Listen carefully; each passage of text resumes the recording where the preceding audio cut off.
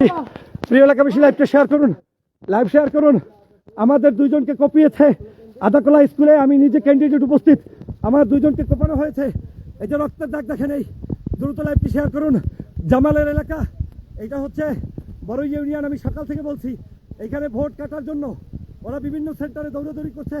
আমি এখন সেনাবাহিনী কল করেছি, সেনাবাহিনী আসছে। ওরা এই এলাকায় পিছনে বিভিন্ন জায়গায় পলিয়ে থেকেছে, ওরা এই সেন্টারে ভোট কারচুপি করেছে। আমার আমার সেই ক্যান্ডিডেটের মর্যাদা রক্ষা করতে পারে নাই। আমার সামনে এই যে আমার যে পিএস, তার মাথায় আঘাত করেছে, ও হাঁটতে পারে না। রামদা, এরপরে একজনের একটা দাঁত নাই ড্রাইভারের, তারপরে আমাদের একজনের, তারা কুপিয়েছে দুইজনকে আদাখোলা স্কুলের এইখানে। আদাখোলা স্কুল, বড়ই ইউনিয়ন।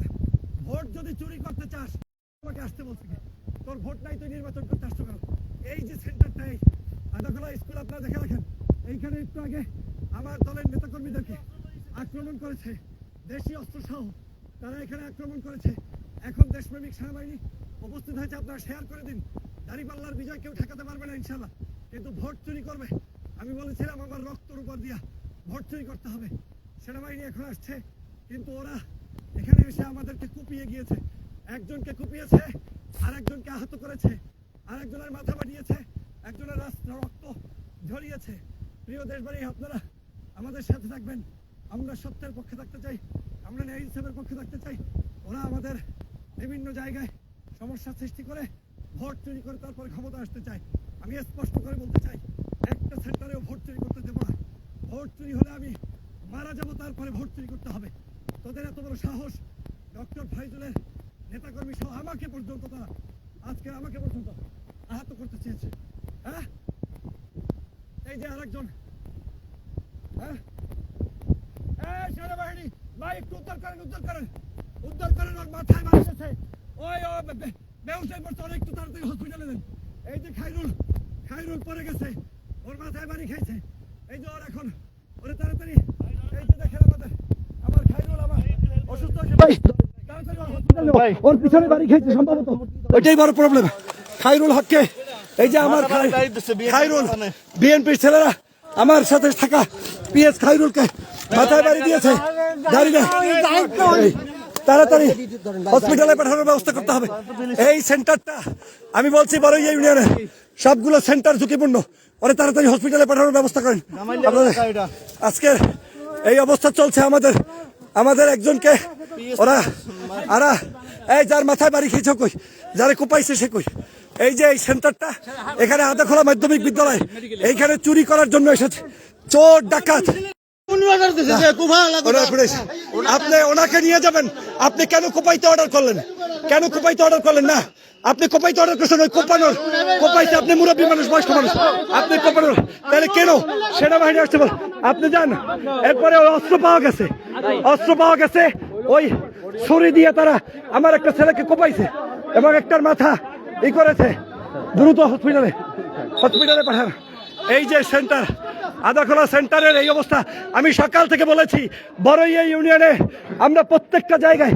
এই যে আমার খাইরুল আহত হয়েছে, এই যে খাইরুল, ওরা তাড়াতাড়ি ভান্ডারি কোথায় নেবে? গালুয়া নেন, গালুয়া। এই যে খাইরুল আহত না, ওরা আপাতত পাড়ার একজন দিয়া পরে আসবে। আমরা বড়ইয়া ছাড়বো না। এই সেনাবাহিনীর গাড়ি এসেছে, আমরা তাদেরকে ধন্যবাদ জানাই, কিন্তু আমরা কতক্ষণ, আমি ক্যান্ডিডেট হয়ে এই কতক্ষণ যাবো? আপনারা একজন যান ভাই, আপনি যান, ওরা সুস্থ বোধ করলে নিয়ে আসবে। ফেরে এই যা লাগবে আরেকজন দেন।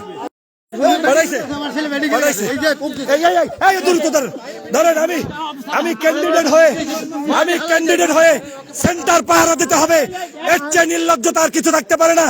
আমি জামাত ইসলামের ক্যান্ডিডেট, আমাকে সেন্টার পাহারা দিতে হচ্ছে। আমার যখন 90টা সেন্টার ঘোরার কথা, তখন আমাকে সেন্টার পাহারা দিতে হচ্ছে। ঝালকাঠি এক আসনে তোদের এত ভয় কিসের? 200-র উপরে মানুষ ছিল, তারা এখানে আমাকে পর্যন্ত আক্রান্ত করতে চেয়েছে। আমাকে রক্ষা করতে গিয়ে এই খাইরুল খাইরুল বাড়ি খেয়েছে, এরপর ড্রাইভারের মাথা ফেটেছে, দাঁত পড়েছে একজনের। এই হচ্ছে অবস্থা। সম্মানিত ভাইরা, এই সেন্টার, অন্যদিকে অন্য সেন্টার গুলো একই অবস্থা। মারছে সেন্টারে সন্ত্রাসী সেন্টারে সন্ত্রাস। এই যে সুন্দর একটা সেন্টার, আমি 90টা সেন্টারে যাব, কিন্তু আমাকে বড়ইয়া ইউনিয়নে থাকতে হবে কেন? আমি প্রশ্ন চাকতে চাই। আজকের ভয়ে ভীত হয়ে বড়ইয়াবাসী মুক্তি চায়, বড়ইয়াবাসী স্বাধীনতা চায়, কিন্তু বড়ইয়াবাসীকে জিম্মি করে এটা হতে পারবে না। সমগ্র সেন্টারগুলো চেক দেন, আমার প্রত্যেকের কাছে অনুরোধ, সেন্টারগুলো চেক দেন। 90-95% ভোট পেয়ে দাঁড়িপাল্লা বিজয়ী হবে ইনশাআল্লাহ। বাংলাদেশের প্রধানমন্ত্রী হবে ডাক্তার শফিকুর রহমান। বিএনপির সন্ত্রাসীরা এভাবে যারা আজকের আমাদের উপরে আক্রমণ করেছে, প্রিয় ভাইরা সবাই মিলে সাবধানে থাকবেন। আমাদের ভোট গণনা পর্যন্ত আমাদের একজনও লড়বেন না, শোনেন, মারা যাবেন, লড়বেন না, আমাকে ফোন দেবেন। আর্মি এখানে আসবে, থাকবে। আমি আর্মির কাছে অনুরোধ করব, অন্তত পক্ষে 1-2 আর্মি যেন এখানে থাকে। ভোট গণনা পর্যন্ত একজন মিনিমাম আপনাদের সদস্য রাখেন ভাই, না হয় ভোট আর এই সেন্টারে হবে না। আপনি নিশ্চিত থাকেন এই সেন্টারে ভোট দিতে পারবে না, ওরা আবার আসবে। এবং আরো যে কয়টা ঝুঁকিপূর্ণ একই চরিত্র, ওই সেন্টারগুলো একই চরিত্র।